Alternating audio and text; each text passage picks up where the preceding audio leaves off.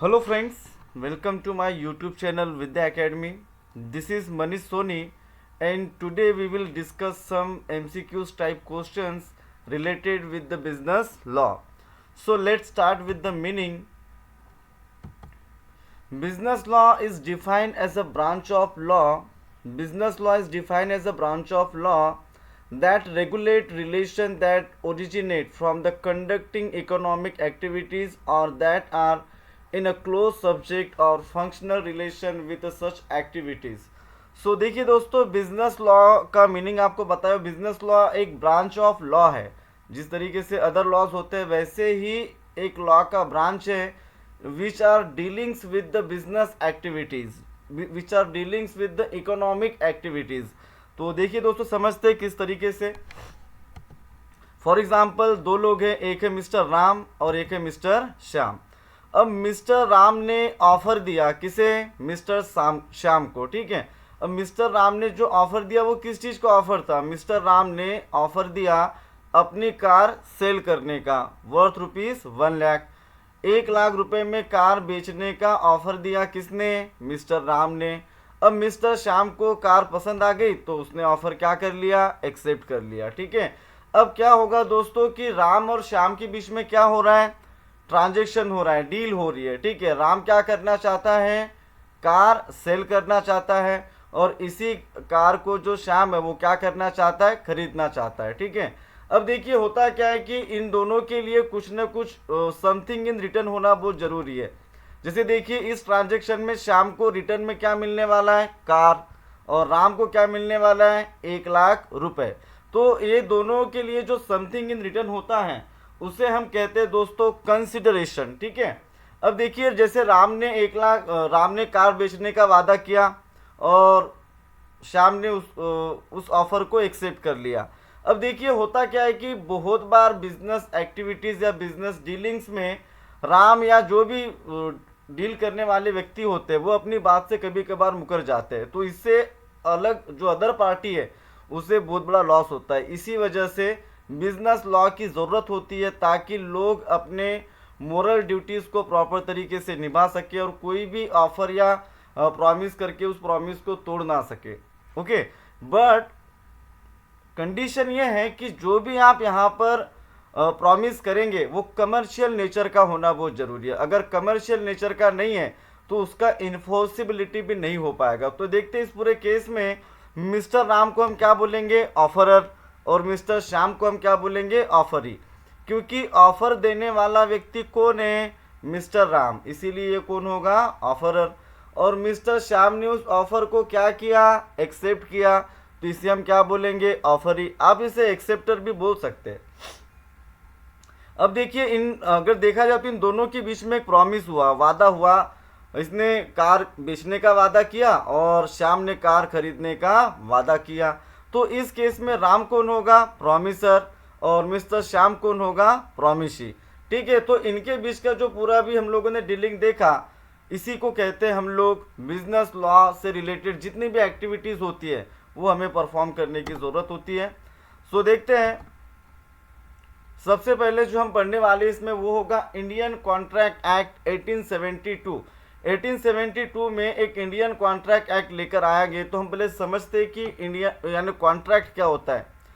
सो देखिए सबसे पहले दिया हुआ है offer plus acceptance is equal to agreement. ठीक है, मतलब क्या होता है कि जब ऑफर को एक्सेप्ट कर लिया जाए, है ना, ऑफर को जब क्या कर लिया जाएगा? एक्सेप्ट कर लिया जाएगा तो इट विल बिकम एग्रीमेंट। ये क्या बन जाएगा? एग्रीमेंट। लेकिन सभी तरह के एग्रीमेंट्स कॉन्ट्रैक्ट नहीं बन सकते। सिर्फ ऐसे ही एग्रीमेंट यहाँ पर कॉन्ट्रैक्ट बन पाएंगे जिसमें इन्फोर्सिबिलिटी हो। इन्फोर्सिबिलिटी मतलब क्या होता है कि जैसे हमने एग्जांपल देखा था, राम और श्याम का। ठीक है, अब राम ने कार बेचने का वादा किया और श्याम ने कार खरीदने का वादा किया। अब इस केस में होता क्या है कि राम अपने वादे से मुकर जाता है। इसने बोला नहीं, हमने अपनी कार बेचनी अभी नहीं है। तो इस केस में क्या होगा कि मिस्टर श्याम राम को इन्फोर्स कर सकता है लॉ के थ्रू कि आपने अपना वादा तोड़ा है और आपको अपना वादा निभाना पड़ेगा। तो इसी केस को कहते हैं स्टूडेंट्स हम लोग कॉन्ट्रैक्ट, है ना। सो offer plus acceptance is an agreement. Agreement plus enforceability by law is an contract. सो देखिए इंडियन कॉन्ट्रैक्ट एक्ट 1872 में बना था, उसके बाद सेल ऑफ गुड्स एक्ट 1930 आया। मतलब क्या है कि ये जो इंडियन कॉन्ट्रैक्ट एक्ट है बहुत ही कॉम्प्रिहेंसिव एक्ट था। 1930 में ऐसे प्रोमिसेस जो कि selling and purchasing of goods से रिलेटेड थे वो सभी प्रोविज़न को अलग कर दिया गया और एक सेपरेट एक्ट बना जिसका नाम था सेल ऑफ गुड्स एक्ट 1930। उसके 2 साल बाद एक नया इंडियन पार्टनरशिप एक्ट 1932 अस्तित्व में आया। ये भी इंडियन कॉन्ट्रैक्ट एक्ट का ही पार्ट है। इसमें जो भी पार्टनरशिप से रिलेटेड प्रोमिसेस थे उसको सेपरेट करके एक नया एक्ट बना जिसका नाम था Indian partnership act 1932। I hope कि इतना बेसिक आपके लिए इनफ हो। आगे देखते हैं हम लोग इससे रिलेटेड कुछ MCQs क्वेश्चंस जो आपकी एग्जाम में आपको बहुत ज़्यादा हेल्प करने वाले। सो क्वेश्चन नंबर 1 है when predefined rules are enforced or bind on people it is called as। ठीक है, अब देखिए प्री मतलब क्या होता है, पहले से।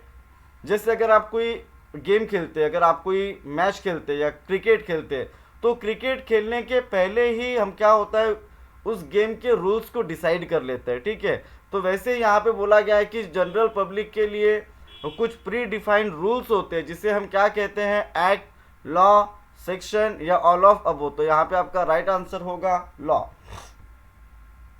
Contract act deal under which branch of the law. Contract act कौन से ब्रांच ऑफ लॉ में कवर किया जाता है, कमर्शियल, इंटरनेशनल, साइबर या नन ऑफ अबो। तो इसका राइट आंसर होगा कमर्शियल। देखिए कॉन्ट्रैक्ट या एग्रीमेंट जो होते हैं वो कमर्शियल नेचर का होना जरूरी है तभी वो कॉन्ट्रैक्ट बन सकते, अदरवाइज वो कॉन्ट्रैक्ट नहीं बन पाएंगे। विच of the following is not a branch of law. ठीक है, इन चारों में से आपको ये बताना है कि कौन सा जो ब्रांच है जो लॉ की ब्रांच नहीं है। कमर्शियल लॉ सुना है, international law, mercantile law, but कभी लीगल लॉ आपने सुना है क्या? नहीं। तो यहाँ पर आपका राइट आंसर होगा option number D. A contract is an dash made between 2 or more parties which the law will enforce. ठीक है, अब देखिए लॉ को इन्फोर्स करने के लिए सबसे पहले क्या होना चाहिए, एग्रीमेंट। और एग्रीमेंट कैसे बनेगा, offer plus acceptance it will become agreement. अब देखिए all contract is an agreement. अब देखिए बहुत फेमस क्वेट है, all contract are an agreement but all agreement are not contract. जितने भी कॉन्ट्रैक्ट है वो एग्रीमेंट तो है बट जितने भी एग्रीमेंट है वो कभी कॉन्ट्रैक्ट बनेंगे ऐसा जरूरी नहीं है, क्योंकि essential elements of a valid contract उनका प्रेजेंट होना जरूरी है तभी कोई एग्रीमेंट कॉन्ट्रैक्ट का रूप ले सकता है, अदरवाइज वो कभी कॉन्ट्रैक्ट नहीं बन सकता। So all contract is an offer बोलना सही होगा क्या, एक्सेप्टेंस या ट्रांजेक्शन बोलना सही नहीं होगा। तो यहाँ पर राइट आंसर होगा आपका agreement, because agreement is an offer plus acceptance. And dash is every promise and every set of promise forming a consideration for each other. जैसे हमने देखा था राम और श्याम का एग्जाम्पल, तो राम के लिए भी कंसिडरेशन था और श्याम के लिए भी कंसिडरेशन था। ठीक है, श्याम को क्या मिलने वाला था, कार, और राम को क्या मिलने वाला था, 1 लाख रुपए। तो दोनों के लिए कुछ ना कुछ समथिंग इन रिटर्न होना जरूरी है to form a valid agreement. Okay, so इसका राइट आंसर होने वाला है एग्रीमेंट। नेक्स्ट क्वेश्चन है every agreement and promise enforceable by law is dash. क्या बोला गया, every agreement and promise enforceable by law. ऐसे सभी एग्रीमेंट जिसमें इन्फोर्सिबिलिटी हो सकती है उसे हम क्या कहेंगे, कॉन्ट्रैक्ट कहेंगे। सो option number be here the right answer. A contract is an agreement creating and defining obligation between the parties. The definition was defined by। अब contract एक definition दिया हुआ है, contract is an agreement creating and defining obligation between the parties। जैसे देखिए दो लोग होते हैं, दो लोगों के बीच में अगर कुछ कॉन्ट्रैक्ट होता है, कुछ एग्रीमेंट होता है और उस एग्रीमेंट में दोनों ही पार्टीज से रिलेटेड दोनों ही पार्टीज के ऑब्लिगेशंस को डिफाइन किया जाता है, उसी को हम कॉन्ट्रैक्ट कहते हैं। तो ये डेफिनेशन किसने दिया, doctor Ambedkar, Pollock, ND Kapoor. तो यहाँ पे आपका राइट आंसर होने वाला है सलमन। नेक्स्ट क्वेश्चन है a contract when both the parties have fulfil their obligation is called as. अब देखिए जैसे मान के चलिए जब भी कोई कॉन्ट्रैक्ट होता है तो एक प्रॉमिसर होता है, एक प्रॉमिसी, या ऑफरर या ऑफरी, जो भी है, दो पार्टीज इन्वॉल्व होती है, तो दोनों ही पार्टीज के पार्टीज रिस्पॉन्सिबल होती है उस कॉन्ट्रैक्ट में आने वाली रिस्पॉन्सिबिलिटीज़ को परफॉर्म करने के लिए। तो अगर दोनों ही पार्टीज अपने रिस्पॉन्सिबिलिटी को परफॉर्म कर चुकी है तो उसे हम बोलेंगे एग्जीक्यूटेड कॉन्ट्रैक्ट, क्योंकि उन्होंने एग्जीक्यूट कर चुके हैं। नेक्स्ट है an offer made to the whole world is called as. अब देखिए सभी को अगर हम ऑफर देते हैं तो इसे क्या बोलेंगे हम, जनरल ऑफर। क्या बोलेंगे, जनरल ऑफर। अगर हम कुछ गिने चुने लोगों को ऑफर देते हैं तो इसे हम बोलते हैं स्पेसिफिक ऑफर। ठीक है, so dash contract is made by the spoken words. ठीक है, मतलब आपको बोलकर बताना पड़ेगा तभी कॉन्ट्रैक्ट कर पाएंगे। उसे कौन सा कॉन्ट्रैक्ट कहा जाएगा, इम्प्लाइड, एक्सप्रेस, वॉइड और special.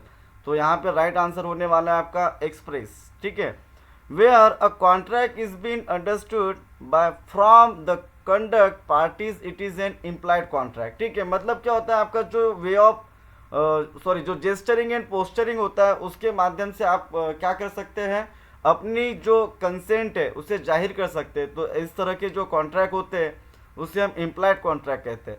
The person who make an offer is called as. अब देखिए अभी जस्ट देखा था हमने, अगर कोई व्यक्ति ऑफर करता है, ऑफर देता है, तो ऑफर देने वाला व्यक्ति कौन होगा, ऑफरर। नेक्स्ट क्वेश्चन देखिए, contract is an dash plus dash. Contract कैसे बना था, agreement plus enforceability by enforceable by law. So option number C here is the right answer. Agreement कैसे बना था, ऑफर प्लस एक्सेप्टेंस। तो option number C. The party who initiate the offer is called as. अब देखिए जो व्यक्ति offer की शुरुआत करता है वो कौन होता है, offerer. The person who accept the offer is called as. और जो व्यक्ति ऑफर को क्या करता है, एक्सेप्ट करता है। जैसे एग्जाम्पल में हमने राम और श्याम देखा था, राम ने ऑफर दिया था इसलिए राम कौन था, ऑफरर, और श्याम ने उस ऑफर को एक्सेप्ट किया था इसीलिए वो कौन था, ऑफरी। तो ये option number C here is the right answer. The offer must be, offer कैसा होना चाहिए, कंडीशनल होना चाहिए, टेम्पररी होना चाहिए, डेफिनेट होना चाहिए, या ऑल ऑफ अबो। तो यहाँ पर आपका आंसर होगा डेफिनेट। आप जो ऑफर दे रहे हैं वो स्पेसिफिक होना चाहिए, डेफिनेट होना चाहिए। ठीक है, अगर आप उसमें कुछ भी कंडीशंस लगाते हैं तो वो ऑफर एक वैलिड ऑफर माना नहीं जाएगा। नेक्स्ट दिया हुआ है एक्सेप्टेंस मस्ट बी एब्सोल्यूट। ठीक है, अब देखिए जैसे आप ऑफर वैलिड हुए वैसे ही एक्सेप्टेंस भी वैलिड होना जरूरी है। अगर मान के चलिए आप किसी को थ्रेटन करके उसकी कंसेंट लेते हैं तो वो एक्सेप्टेंस एक वैलिड एक्सेप्टेंस होगा क्या, नहीं। तो इसीलिए बोला गया है कि acceptance must be absolute and unconditional, उसमें कोई कंडीशन होना नहीं चाहिए। The acceptance must be communicated to the, जब भी आप एक्सेप्टेंस कर रहे हैं तो जिसने ऑफर दिया है उसे आपको बताना पड़ेगा कि उसका दिया हुआ ऑफर आपने एक्सेप्ट कर लिया है। तो जब भी आप एक्सेप्टेंस करेंगे या जब भी दो पार्टीज़ के बीच में एक पार्टी एक्सेप्ट करती है तो उस केस में जो सेकेंड पार्टी है जिसने एक्सेप्ट किया है उसे इन्फॉर्म करना पड़ेगा, किसे, ऑफरर को। नेक्स्ट है the acceptance must be communicated by the. अब देखिए जब भी एक्सेप्टेंस होगा वो किससे कम्युनिकेट करके होना चाहिए, ऑफरी से। In business agreement people intend to enter in dash relationship. देखिए जब भी बिजनेस से रिलेटेड एग्रीमेंट्स किए जाते हैं, ठीक है, तो उनका पहले से intention to create a legal relationship होना जरूरी है। अगर मान के चलिए आपका इंटेंशन नहीं है लीगल रिलेशनशिप क्रिएट करने का, तब भी आप कॉन्ट्रैक्ट नहीं कर पाएंगे और एक दूसरे के खिलाफ सूट फाइल नहीं कर पाएंगे। Okay, so option number C is the right answer. A initiated B for his sister marriage and B accept to attend, this is an example of dash agreement. अब देखिए ए ने बी को invite किया कि उसके सिस्टर की marriage में वो आएगा, मैरिज में इनवाइट किया और बी ने उस ऑफर को क्या कर लिया, एक्सेप्ट कर लिया। तो अब देखिए अगर शादी में नहीं जाता है तो बी उसके खिलाफ लीगल केस फाइल कर सकता है क्या, नहीं कर सकता, because of what, this is not an commercial agreement, this is an social agreement. तो this is an example of social agreement जहां पर आप किसी एक दूसरे के खिलाफ लीगल केस फाइल नहीं कर सकते। X invited Y for his marriage and Y accept to attend but Y did not go to the function. In this case X can sue, Y cannot sue, claim damage, cancel the contract because of what? क्योंकि ये एक social agreement है और social agreement में आप किसी के ऊपर क्लेम, डैमेज का क्लेम या आप उसको उसके खिलाफ शू नहीं कर सकते. सो यहाँ राइट आंसर होगा आपका कैन नॉट बी शू, मतलब आप उसके खिलाफ लीगल केस फाइल नहीं कर सकते. The benefit move from one party to another party in a contract is called as. अब देखिए अगर बेनिफिट मूव होता, जैसे मान के चलिए राम और श्याम ने डील किया था. राम ने कहा कि जो पैसे है वो आप अर्जुन को दे देना. किसे दे देना? अर्जुन को. तो यहाँ पर आपने कंसिडरेशन को क्या किया है? मूव किया है. The consideration can be present, past, future. Present में भी हो सकता है, पास्ट में भी हो सकता है एंड फ्यूचर में भी हो सकता है. तो यहाँ पे आपका राइट आंसर होगा all of the above. The consideration must B. Consideration कैसा होना चाहिए? मनी, मनी की फॉर्म में होना चाहिए, इक्वल फॉर्म में होना चाहिए, कंडीशनल होना चाहिए या रियल होना चाहिए. अब देखिए consideration must be a real, real thing होना बहुत जरूरी है. अगर आप इमेजिनरी बातें करते कि आप मुझे कार सेल कर दो, उसके बदले में मैं आपको आसमान से तारे तोड़कर लाके दूंगा, ठीक है, तो ये कोई रियल थिंग है क्या? नहीं, this is an imaginary thing. तो इसे आप कंसिडरेशन कंसिडर नहीं कर सकते. कंसिडरेशन के लिए consideration must be an real, real होना बहुत जरूरी है.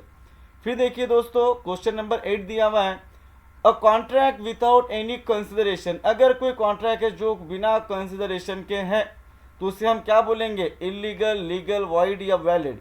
तो यहाँ पे आपका राइट आंसर होगा option number C, void contract. Next question, question number 29 is not a part of exemption to contract without consideration void.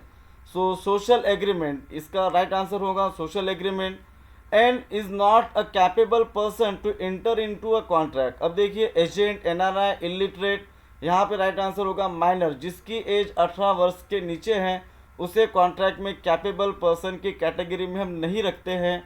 The person who are not capable to enter into a contract does not include. इसमें क्या होगा इसका right answer? Agent. तो ये आपके questions जो MCQs questions हमने देखे ये थे इंडियन कॉन्ट्रैक्ट एक्ट 1872 से रिलेटेड. अभी जो हम क्वेश्चंस देखने वाले हैं that is related with the below set is the MCQs on Sale of Goods Act 1930. What is the purpose behind the enactment of the Sale of Goods Act 1930? अब ये cell of goods act को हमने क्यों लाया, उसके पीछे reason क्या था? तो चार ऑप्शन है आपके पास. इसमें राइट आंसर है आपका option number D, to define the aim the law relating to the sale of goods.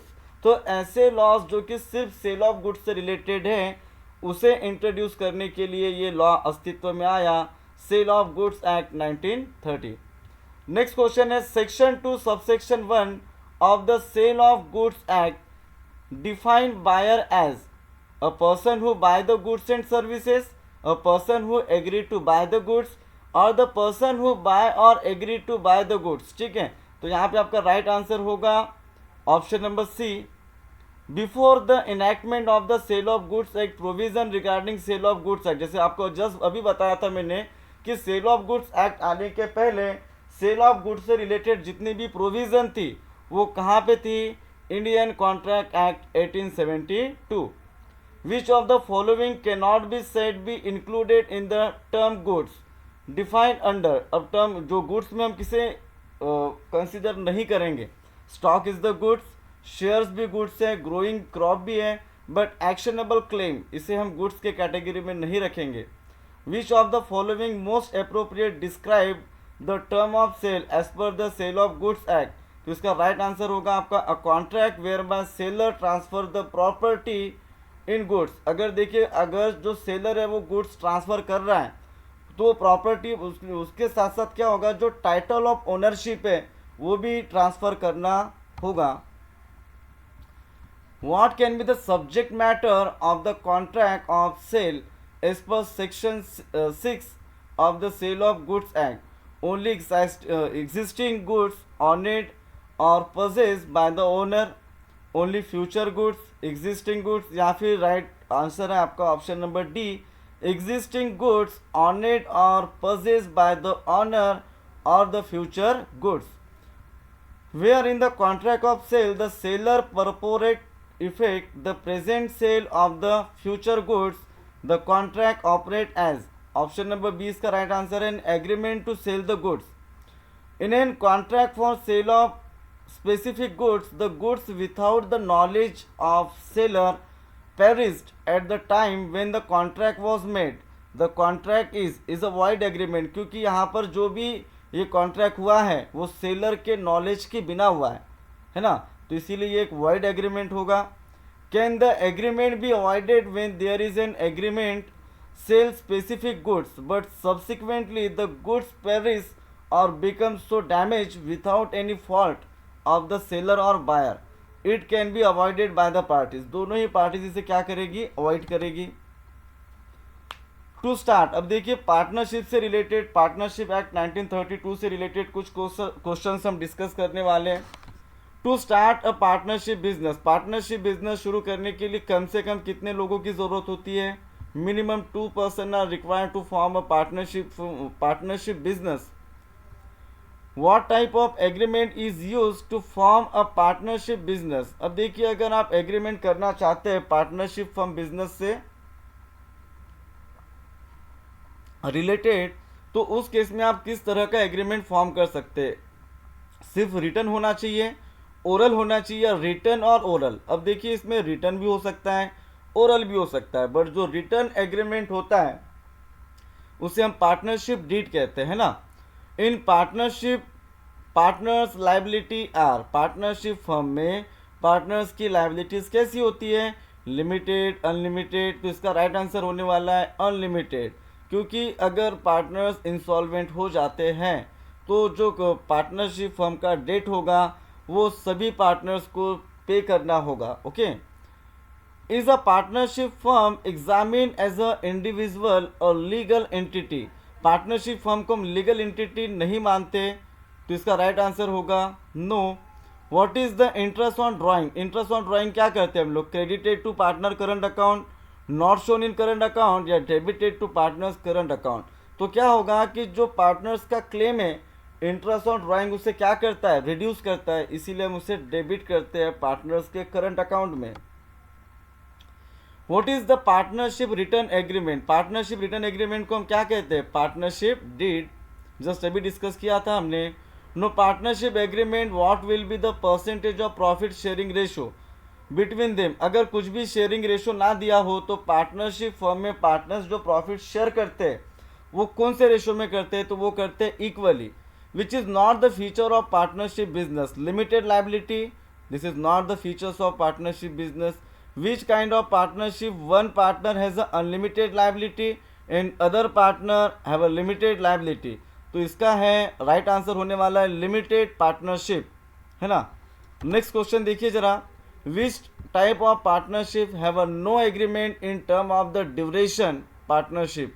सो इसका राइट आंसर होगा पार्टनरशिप एट विल. अभी से जो कंज्यूमर प्रोटेक्शन एक्ट है 1986 उससे रिलेटेड कुछ एमसीक्यूज हम डिस्कस करने वाले. देखिए जरा. Consumer protection act is significant to, consumer protection act किसके लिए सिग्निफिकेंट है? Immovable goods, movable goods, particular goods and services, या ऑल गुड्स एंड सर्विसेज. तो यहाँ पर आपका ऑप्शन होने वाला है option number D is the right answer, all goods and services. How many rights does a consumer have under the Consumer Protection Act 1986? So total 6 rights are there. Under the Consumer Protection Act, the right of consumer do not include to be. Under the Consumer Protection Act, the right of consumer do not include to be safety, choose, presented or informed. तो यहाँ पर आपका right answer होगा option number सी.